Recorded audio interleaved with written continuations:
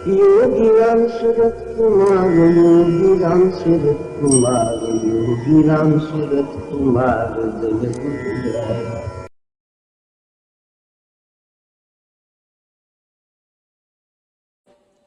இன்றைய பிரார்த்தனை சமர்ப்பிக்கும் முன்பு ஒரு கதையை பார்ப்போம். சன்னதி தெரு வீட்டில் ஒரு நாள் 90, 89, 90 அப்படி இருக்கும்.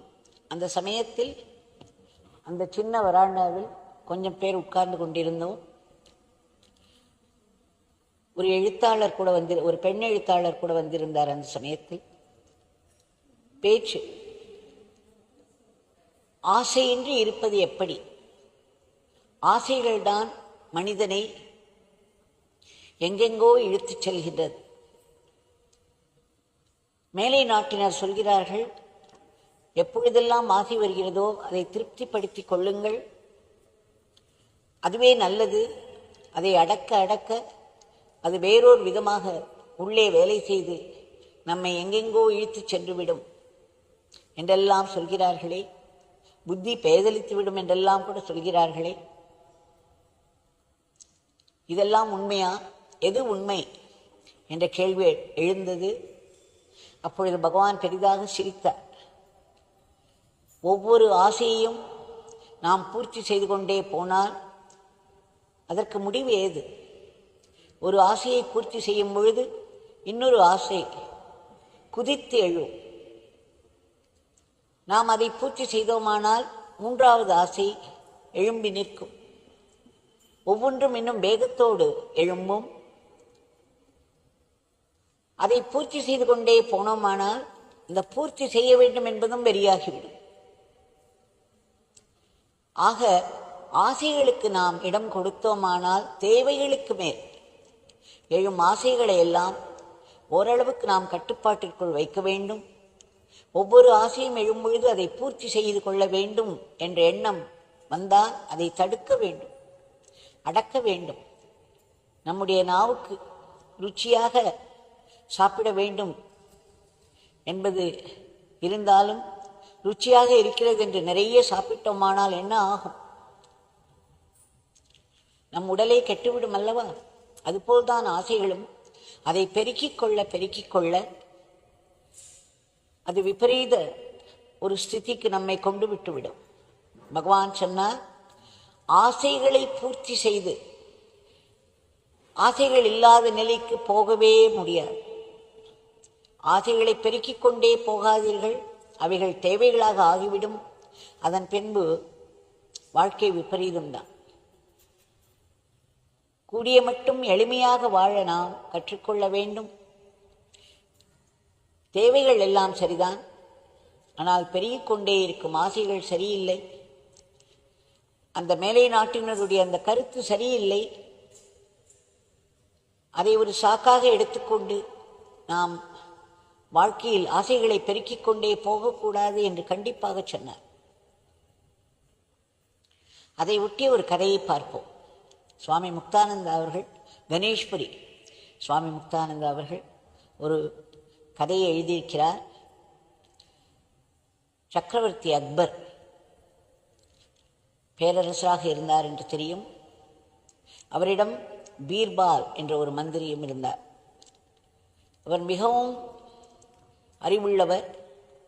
சமயோச்சிதமாக சுவையாக பேசி பிரச்சனைகளை எல்லாம் மாற்றிவிடுவார். ஒருமுறை பேரரசர் அக்பர் 4 பூனைகளை மிகவும் கஷ்டப்பட்டு பயிற்சி செய்து அவர் சாப்பிடும் பொழுது அந்த 4 பூனைகளும் அவைகளின் தலையிலே மண் விளக்குகளை ஏந்தி நிற்க வேண்டும், அசையாமல் நிற்க வேண்டும்.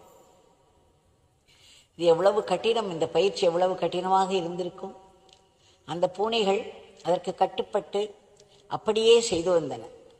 ஒவ்வொரு முறையும் இரவில் அக்பர் உணவு உண்ணும் பொழுது அந்த 4 பூனைகளும் தலையிலே இந்த மண் விளக்கு ஏந்தி வந்து அசையாமல் நின்று கொண்டிருக்கும். அக்பருக்கு பெருமையோ பெருமை. அடாடா, எப்படி ஒரு பயிற்சியை நாம் இவைகளுக்கு அளித்து விட்டோம், நாம் எப்படி இதை சாதித்தோம் என்றெல்லாம் நினைத்து பெருமைப்பட்டார். இதை தன்னுடைய மந்திரி பீர்பாலுடன் பகிர்ந்து கொள்ளாமல் அவரால் இருக்க முடியாது. உடனே அவரை விருந்துக்கு அழைத்தார். ஒரு முறை உள்ளே நுழைந்து இந்த நிலையை பார்த்த உடனேயே பீர்பாலுக்கு எல்லாம் விளங்கிவிட்டது. இந்த பூனைகள் இப்படி அசையாமல் நிற்பது,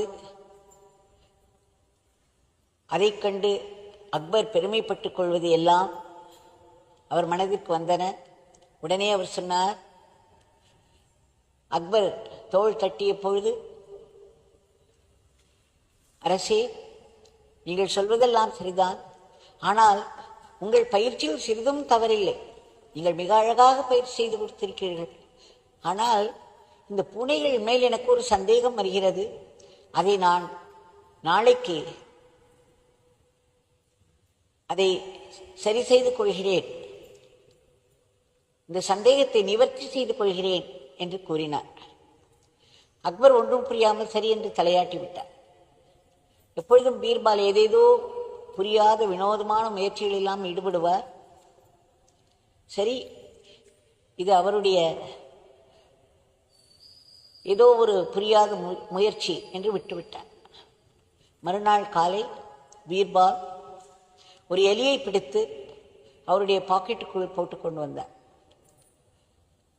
மறுநாள் இரவு அந்த எலியோடு அங்கு வந்த பீர்பால் அக்பருக்கு தெரியாமல் அந்த எலியை வெளியே விட்டார். அக்பருக்கு என்னவோ தெரியவில்லை. அவர் மிக பெருமையோடு சாப்பிட்டு கொண்டிருந்தார் அந்த விளக்கு வெளிச்சத்தில். ஆனால் இந்த 4 பூனைகளும் சும்மா இருக்குமா? முதல் முறையாக ஒரு எலியை கண்டுவிட்டதல்லவா, அந்த எலியோ துள்ளி குதித்து ஓடுகிறது. அவ்வளவுதான், இந்த 4 பூனைகளும் உடனே பரபரப்பாய் அந்த எலியின் பின்னால் ஓட ஆரம்பித்தன. விளக்குகள் எல்லாம் கீழே விழுந்தன, எண்ணெய் எங்கும் சிதறியது, விளக்கு அணைந்து விட்டது. பார்த்தீர்களா அரசே, இந்த பூனைகளுக்கெல்லாம் பயிற்சி தந்தால் இப்படித்தான் ஆகும் என்று இந்த உண்மையை அக்பருக்கு உணர்த்தினாராம். அக்பருடைய அனாவசியமான பெருமை அவரை விட்டு நீங்கியது. சுவாமி முக்தானந்தா சொல்கிறார், நம்முடைய மனமும் இப்படித்தான். இந்த கள்ள பூனைகள் ஏதோ அடங்கியது போல் இருக்கும், ஆனால் வெளியே ஏதேனும் ஒரு விஷய போகம் வந்தால் நம் உள்ளே இருக்கும் வாசனைகள் சும்மா இருக்குமா? உடனே நம்மிடமிருந்து துள்ளி குதித்து வெளியே வந்து அவைகளின் பின்னால் ஓட ஆரம்பித்து விடும். இதை எதற்காக சொல்கிறார் என்றால், ஒரு ஆசையை நாம் பூர்த்தி செய்து கொண்டோமானால் அடுத்த ஆசை முளைவிட்டுவிடும். அதற்குரிய போக விஷயம் வெளியில் கிடைக்கும் பொழுது இது தரிகட்டு ஓட ஆரம்பிக்கும். அதுவரை நாம் கட்டுப்பாட்டுக்குள் வைத்திருந்தோம் என்பதெல்லாம் நம்மை விட்டு ஓடியே போய்விடும். ஒரு ஆசையை, ஒவ்வொரு ஆசையும் பூர்த்தி செய்து கொள்வது என்ற மேலை நாட்டினரின் கருத்தை நாம் பின்பற்றினோமானால் அது எரியும் நெருப்பில் எண்ணெய் ஊற்றுவதற்கு சமானம் என்று சொல்கிறார். ஆசைகளை கட்டுப்படுத்த முயற்சி செய்ய வேண்டும், அதுதான் தபஸ். ஆசைகளை கட்டுப்படுத்துவதால் அதை சப்ரஸ் செய்கிறோம், அது விபரீதமாக வெடிக்கும் என்பதெல்லாம் உண்மை அல்ல. இதை யாரும் நம்ப வேண்டாம். நம்முடைய சாஸ்திரங்கள் மிகவும் அழகாக சொல்கின்றன. இதையெல்லாம் இயற்றியவர்கள் யார்? கடும் தவம் செய்து மனதை அடக்கி பெருநிலை எய்திய ரிஷிகள் அல்லவா நம்முடைய சாஸ்திரங்களை எல்லாம் உருவாக்கி இருக்கிறார்கள். நம்மால் ஒருவேளை சாப்பாட்டை கூட, ஒரு ருச்சியை கூட கட்டுப்படுத்த முடியாது. நாம் எங்கே? வாழ்க்கையே தபஸாக தவமாக செய்து வந்த அந்த ரிஷிகள் எங்கே?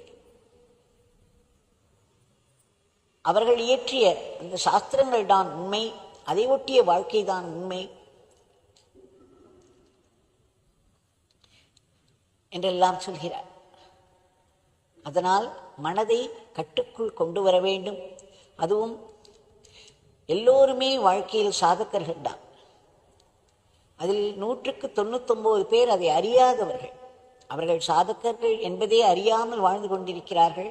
ஆனால் உண்மை என்னவென்றால், நாம் அலாஸ்காவில் இருந்தாலும் சரி, ஆஸ்திரேலியாவில் இருந்தாலும் சரி, அர்ஜென்டினாவில் இருந்தாலும் சரி, நம்முடைய வாழ்க்கை, நம்முடைய தேகம், நம்முடைய வாழ்க்கை என்பது கடவுளை நினைப்பதற்காக மட்டுமே கொடுக்கப்பட்டிருக்கிறது.